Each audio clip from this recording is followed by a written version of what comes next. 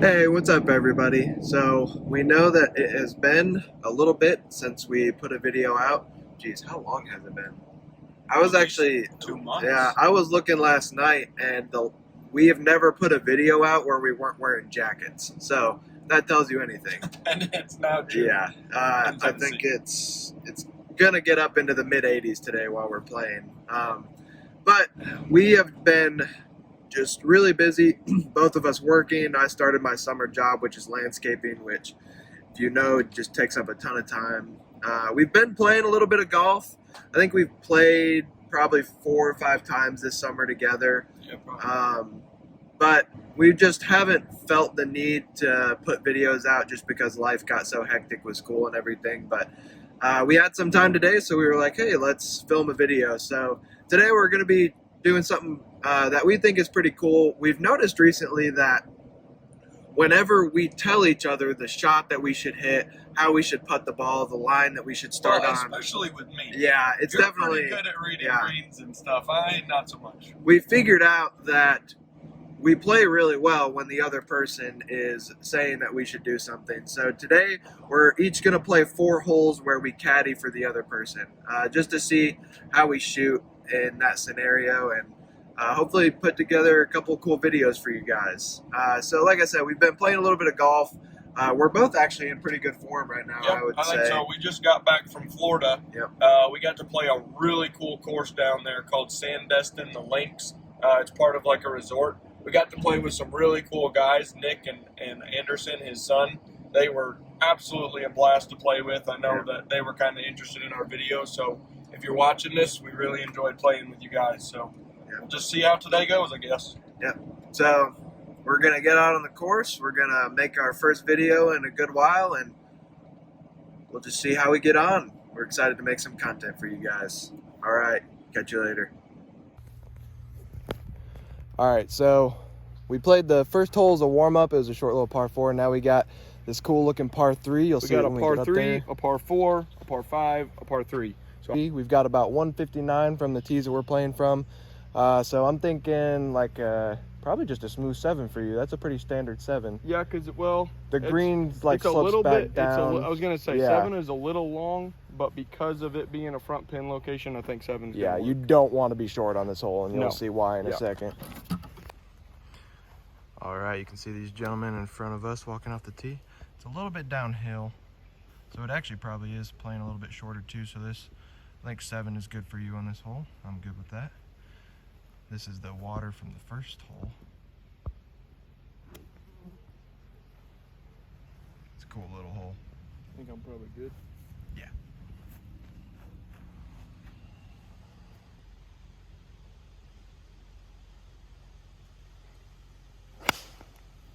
Oh, it's a good strike. Right at the middle of the green.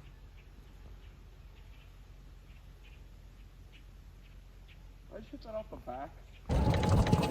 All right, so we think Caleb ended up just off the back of the green, which at this green is not bad. I'll show you when we get up here what I'm talking about. I think that was like the purest 7 I've ever hit.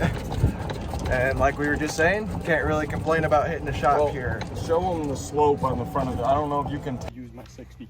I need a new 60 because I just don't use it. All right, so he ended up just off the back here. A little bit of a slope downhill. Let's get him a read. A little bit. All right, so we got pretty straight right there in the middle of the green. Can't really see it on video, but it starts sloping down. Yeah. I think it's actually, all right, so you see, It's gonna go that you see way. the dark mower line right here? Yep. That goes that way? Yep. I would aim like 3/4 of the way to the left, about 5 foot left of the flag. Okay.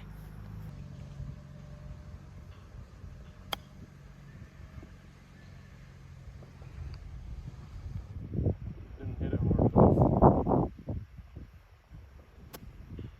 Yep.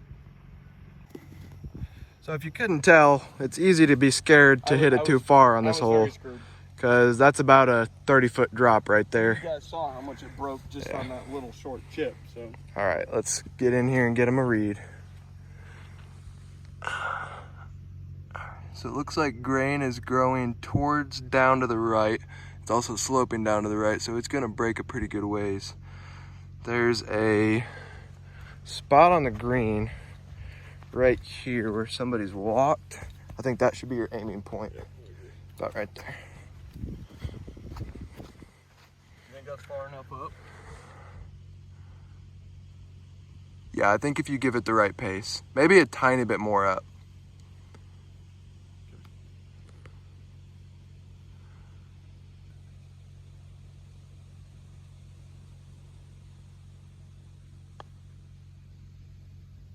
Too hard. This one's gonna be about a half cup outside. To the right? Yeah.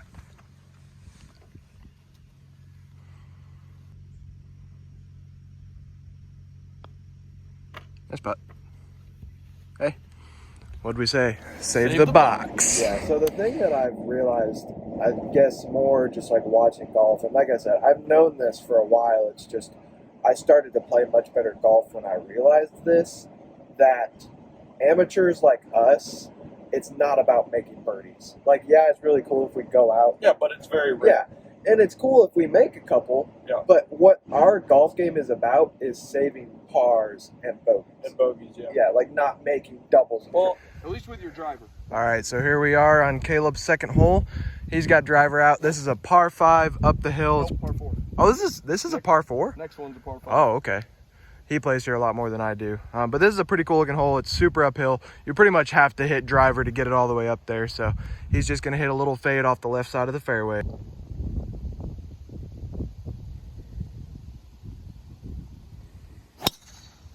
Piped it. Hey, you're right up there with me.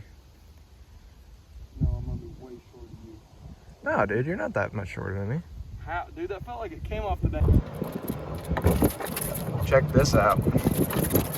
It's like a roller coaster ride. Except much more scary. Yeah, 'cause if you there's- screw up, you're in a creek. No safety whatsoever. And then up the hill. Oh God. Yeah, so I'm not sure if we told you guys, but this is a little 9-hole track called Tennessee Hills in Dayton, Tennessee.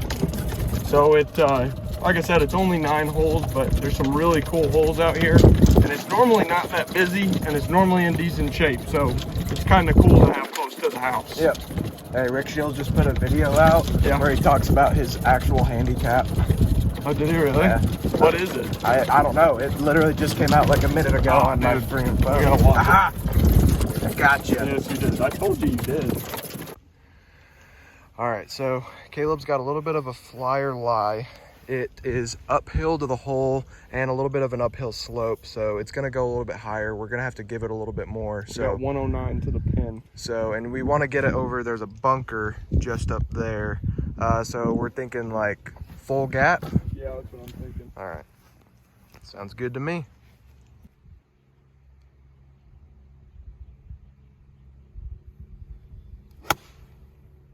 That's right at the flag. Nice shot, dude. That's gotta be close. I'm a little long. Oh, you are long. Wow, these greens must be hard. Yeah. I think I went over the road. Did you really? Yeah. All right, so Caleb's just on the back there. Still not. All right, so Caleb's just off the back here. This is a normal everyday chip right here. I don't think there's a ton in this. There's not a ton of break to the hole. No, and it's actually a little bit up once it gets to the green. Yeah, I think if anything, it's gonna. I think if anything, there's a spot right there, like right here, that I think you should try and land it with a little bit of check. Okay.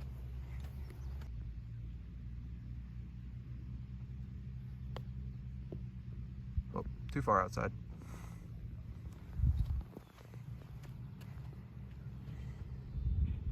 I think this is a pretty straightforward putt. Grain's growing like towards the woods to the left a little bit, so it might push it a tiny bit. Yeah, just a tiny bit. I think maybe like an inch outside of the cup. To the right? Yeah.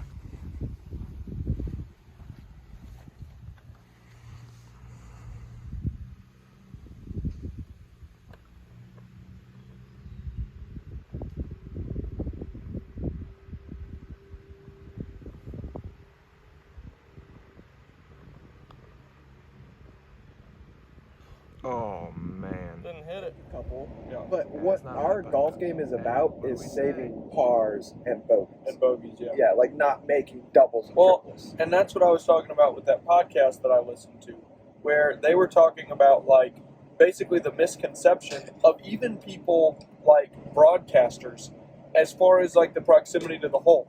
The guy, I don't remember what his name is, I'll have to look it up, and we can probably put the podcast down below or whatever, but it was talking about how from 150 yards out, a general proximity to the hole from a tour pro is about 35 feet. Yeah. And inside of, I don't remember the exact statistics, but basically the way that he put it was like, it is more likely for them to hit it outside of 40 feet than it is to hit it inside of 20 feet.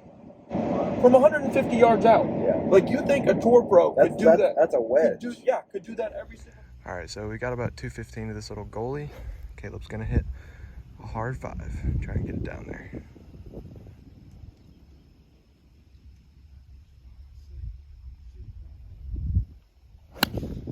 Nice strike. 5-ish to the area. To that 135, 140 to the landing. All right, so the play on this hole is to get it to this little landing area in your second shot, and then the hole is way down there to the left. So you said you got about 135 downhill lie. So I'm thinking like a 52. Oh, gee, you think? I was thinking like a pitching wedge. Yeah, it would be better to go long here. You don't want to come up short. Yeah, And, back down and then back down that hill. So yeah, pitching wedge should be fine. And then I would say just start it like at this stake right in front of you. Yep. Because it's gonna try and go left, which is okay because the hole's left. Stance.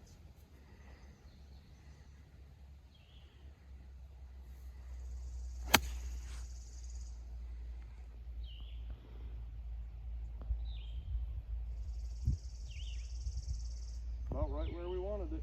Nice. All right, so it's probably playing about 110. It's a little bit downhill. 113 total. Yeah, to the flag. So I think he's gonna do a smooth 52. We also have some area behind the pin. Really clean lie, so not worried about that. A little bit sloping to the left, so.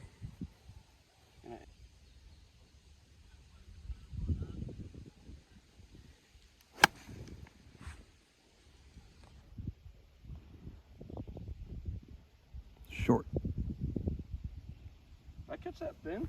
It sounded like it. I think I did. I thought it.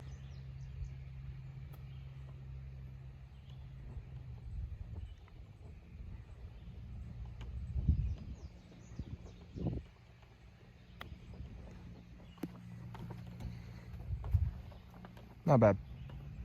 Good execution. I think we should have landed it just on the green. Yeah. All right, so we got a par putt here. Looks like it's gonna break a little bit right to left. Not a ton though, because it's uphill. We need to come look at it from this side too, because it actually starts out, and I think it's gonna go right at the beginning.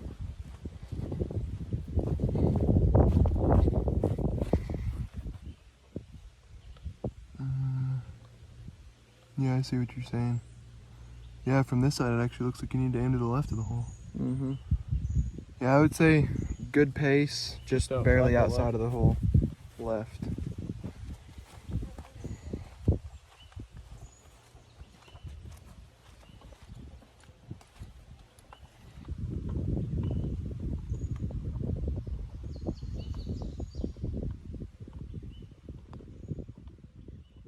Didn't break it off. Like, you think a tour pro could That's, do that's, that? that's a wedge.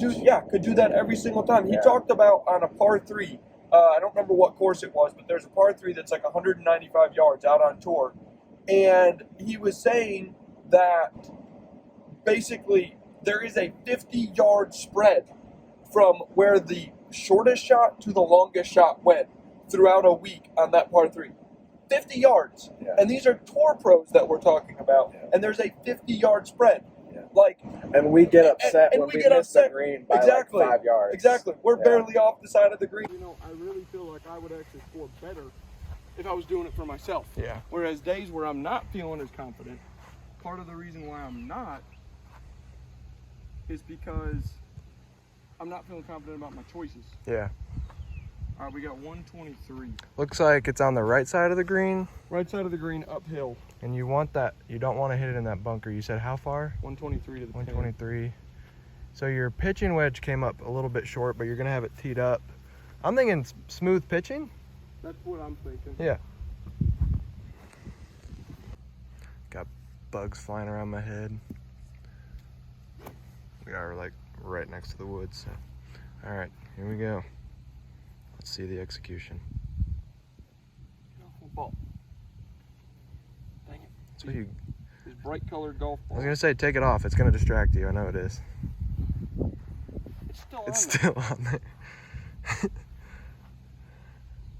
That's what you get for using a yellow golf ball. Freaking Fred Couples out here. Make fun of my golf.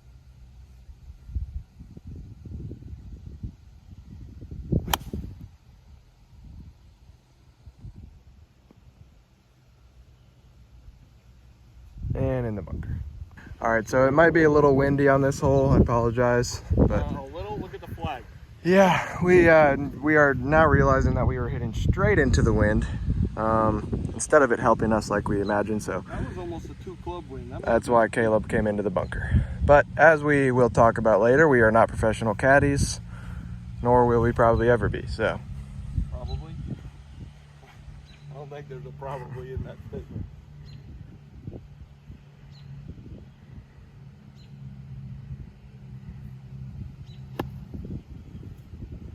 sit, sit. Man, that took a bad kick. Yeah, that was a good shot though. Not really much I can do as a caddy on that shot.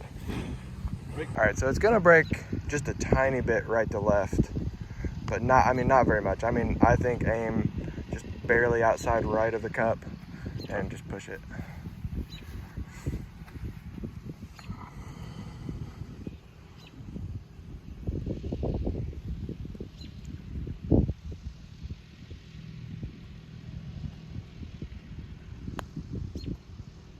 Bingo. Nice. What'd I tell you? Nice. I knew you were gonna make it. He had more faith in me than I had in myself. I was like, dang it, we made 4 bogeys.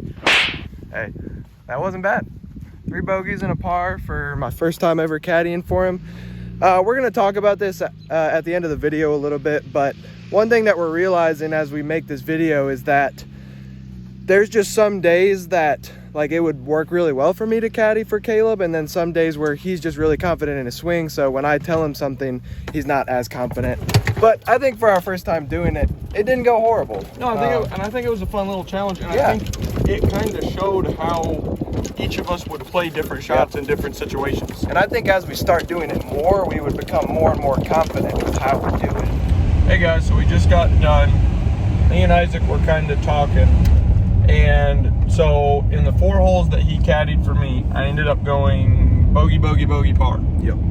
And for us, it was kind of eye-opening, at least for me anyways, because I feel like I thought I would play substantially better having a caddy, you know, per se, somebody that told me what shots to hit, because my main struggle with golf is, I guess, kind of just committing to the shot.